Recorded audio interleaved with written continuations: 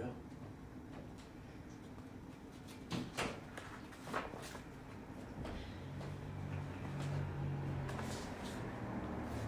I'm going to read from past to present things that I think really encapsulate who I am. The first poem I'm reading this evening is a trip down my rabbit hole. Who I was. It took some time for me to see verily the version and vision of myself I've come to be. For so long, I had been hidden, sheathed, covered in a veil so convincing you could not fathom and underneath. I was reflective fragments of who I thought others wanted and needed me to be, parts of them they wished to see in me.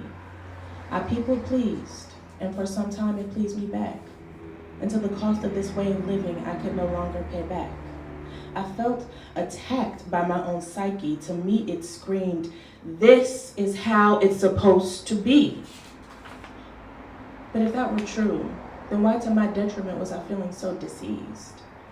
I did not feel like my life was my own property. I felt like I owed everyone what was to become of me, the sum of me. But I also needed some of me. And I know now in reality, I was compensating for a lacking inside of me. My inner child ruling my psychology, trying to figure out a way to get what she needs, but nobody had known. They could not perceive. I painted so pretty a picture that it was all that was seen. But then there was me, a little girl trapped in a corner crying and hugging her knees. She was me, and for so long I've been content, but inside was hell-bent on a way to quit. But then, what would my purpose be if I truly felt I belonged to me? My worth seemed so much to revolve around a self-destructive selflessness, but there was an exigency to evolve somehow. My safe and reliable way of living became something worth resolving now. Poem.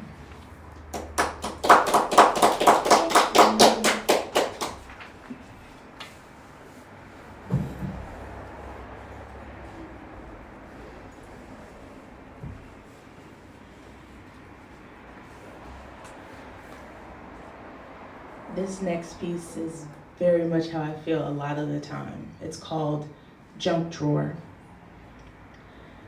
I am full of things you can easily find, things there are no place for, and things we try to hide. Sometimes I'm stuffed to capacity, and then I'm overloaded with more. Things sometimes spill out of me and end up lost or on the floor. Occasionally I'm rummaged through, if there's something you expect to find, but mostly I'm existing. I'm also hidden in plain sight. I hold batteries and bandages, thumbtacks and old paper clips, take out menus old and new, expire coupons in here too.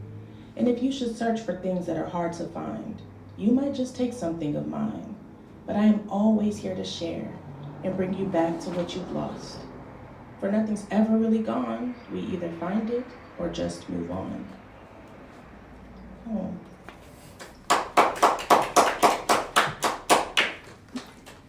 You should introduce yourself more. I should introduce myself more. Hello, I am Krash the poet. I write because there is no other choice. I write because it is a way to use a gift that I've been gifted, a way for me to free myself and hopefully others in the process by talking about myself and being authentic and hopefully inspiring others to be able to do that and embrace themselves in that same way. There's also a lot of positive things too, and I really believe that positivity is where we should be, even in the toughest situations, to hold on to just a little bit of something, a little bit of hope. I think that that's very important. This next piece is called Society Says. Society says, have a big dream. Just not so big that it threatens the corporate machine. Society says every body type is nice, but will glorify certain ones that appeal to the hype. Society says stand out in the crowd, but don't be too seen or make your voice too loud. Society says love is love, kiss and be free, just not in front of my children or me. Society says we're inclusive and embrace all, but whisper and judge behind enclosed walls. But I say enough of what society says, enough of them lulling my people to bed, enough of the contradictions, double standards, and silent rules. Live outside of their lines, be defined by your own truths. Defy their opinions on how your life is run. Society says, is a game never won? Do what is innate, answer to your unique call. Make them stand by the promise of liberty and justice for all.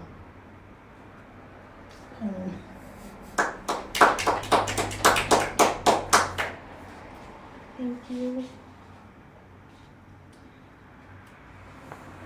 This piece is called Live, Part 2. You've been missing this. We wake up every day not recognizing the blessing of breath, not knowing we are divine beings experiencing our own divinity, effortlessly calling our desires into reality with our God-given light energy. It happens every day. But the repetition of the extraordinary has made most of us unable to perceive the gift of our present, making the miracles of our day-to-day seem mundane. Wake up. Look around and see with more than your eyes, and you too might recognize you have more than enough, that you are more than enough, that every breath that you breathe happens for you with ease. You don't even have to think, that you simply have the ability to be. Don't you see? Poem.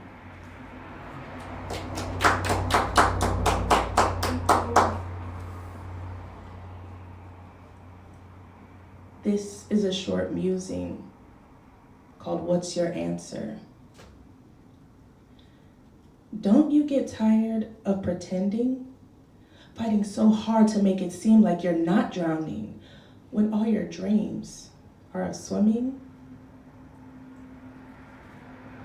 Poem.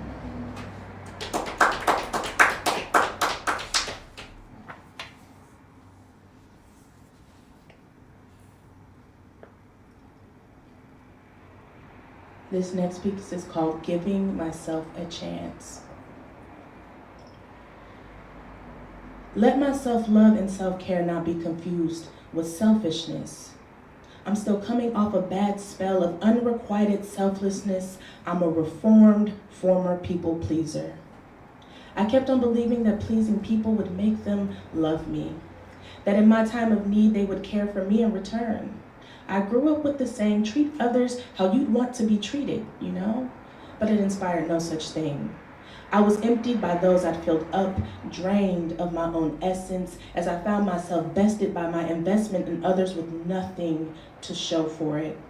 I got so deeply sucked into what I've been suckered into that if for any reason people found themselves displeased, they'd let me know, wondering why I'd stopped doing the things I'd always done. I take full accountability. I got extremely rude awakenings over and over again until realizing, or rather choosing, that in situations of sink or swim that I'd rather swim. I'd rather preserve myself than to drown. And that is not selfish. It is what others have always been capable of that I have struggled with. I played the role of the noble, self-sacrificing heroine like it was my birthright, rewarded in temporary thanks and praise. And somehow, I'd equate that to love. But love doesn't take and not give. Love has no expectations. Love won't abandon you because you didn't come through on some last-minute request and find your messages blocked the next day. And I understand that now.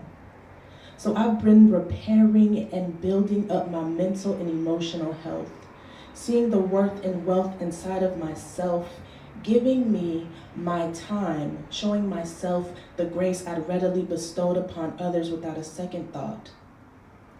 These are acts of self-care, and self-care is an act of love for self. So let my self-love and self-care not be confused with selfishness. I'm simply giving myself a chance. Poem.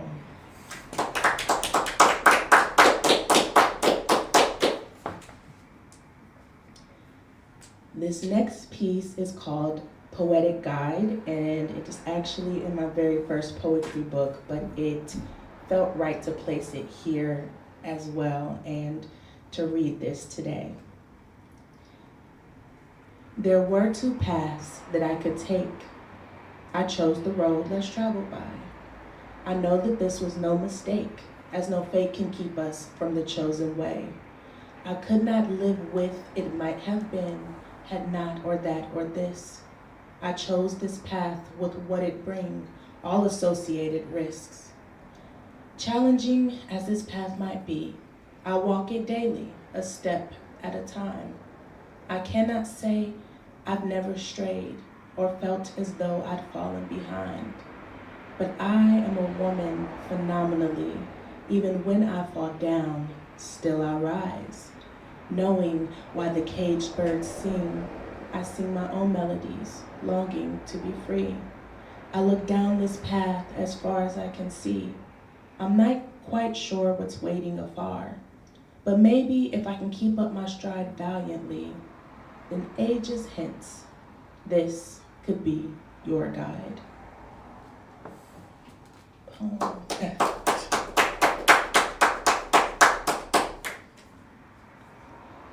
And here's my last piece, amusing, convergence.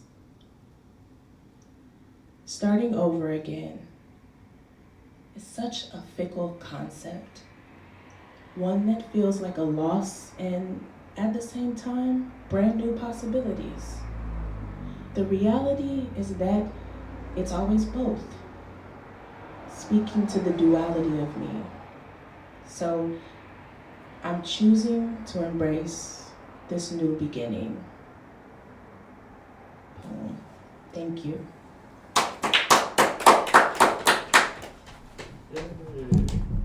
How do you feel? Good. Okay.